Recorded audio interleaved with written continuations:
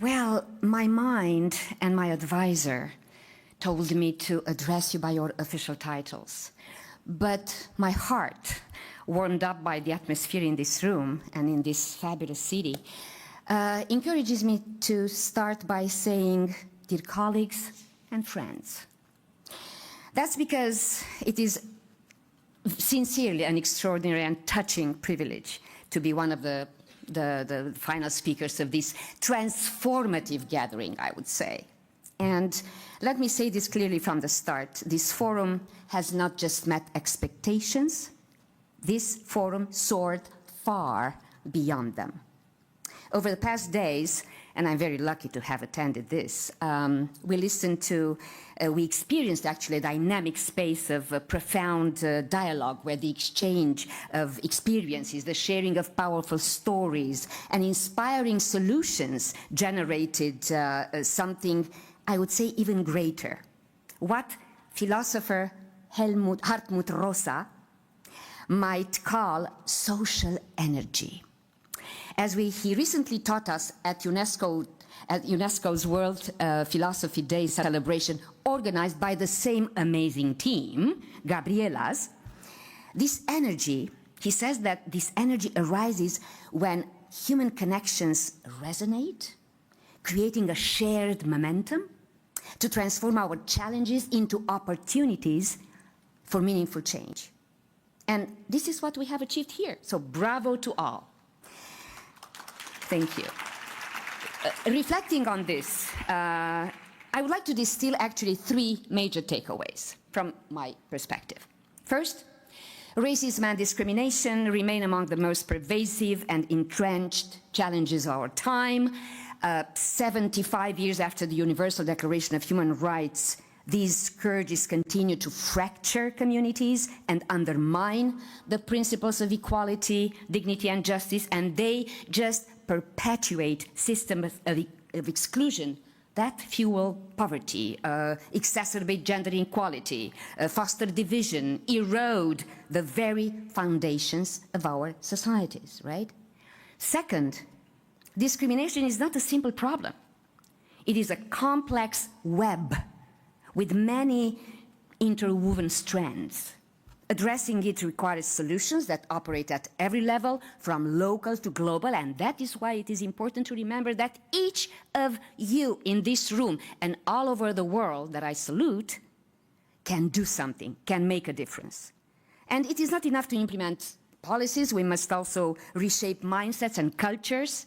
To dismantle systemic racism, we must weave empathy, caring, as Gabriela said so many times, respect, inclusion into the very fabric of our societies.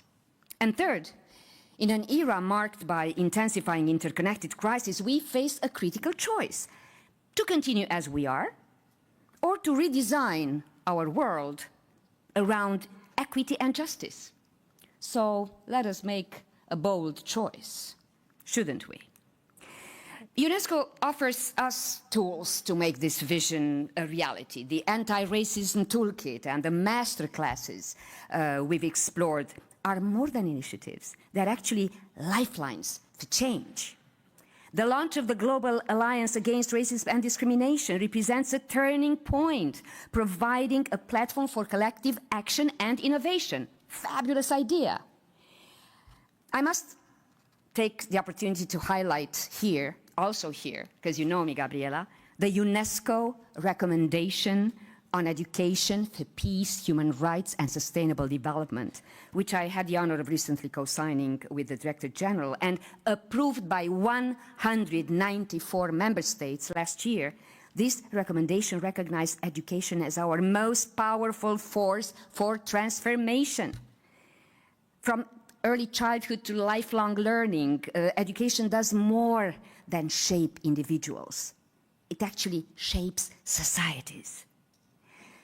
Through quality education for all, we teach not just knowledge, but also the values of diversity, of inclusion, of mutual respect.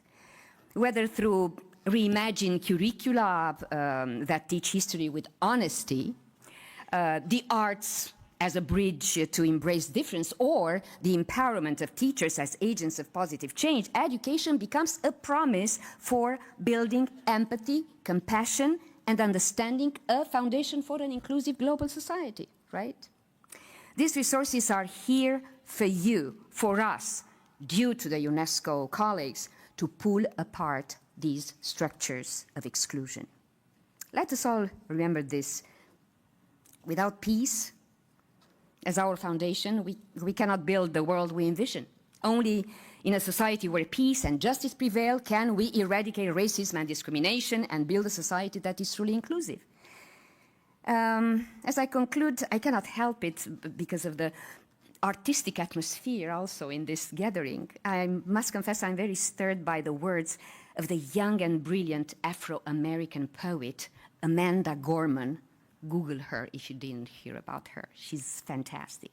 She used to say, every part of this planet, hand it to every heart on this earth, until no one's worth is rendered by the race, gender, class, or identity they were born with. So wise for such a young age. These words actually resonated deeply as we reflected on the energy, the connections, and the shared purpose we have created here. Barcelona, this city that embodies beauty, resilience, inclusion, diversity, innovation, classiness, elegance. You were a fantastic host of this forum. My gratitude goes on behalf of the 194 members of UNESCO to the municipality of Barcelona, to the government of Catalonia, to the government of Spain for providing us with such a welcoming, truly welcoming space. I also wish to extend, as always, my heartfelt thanks and congratulations to the admirable Gabriela and the exceptional team that she's leading for their unwavering commitment to this noble cause and for the success of this event. And let us not just be inspired by this forum, let's be more determined, because actually the work ahead is not easy. I have the feeling that this forum has been a new beginning, in a way, and driven by the energy, the wonderful energy, the vibrant energy that I felt in this place, and the hope we all shared here. We can create a world where diversity and human rights are not just respected, but celebrated. And by the way of celebration, I would also encourage you to leave this room with one song and spirit in mind. We are family. Yeah, thank you. Gracias. Gracias. Mulțumesc.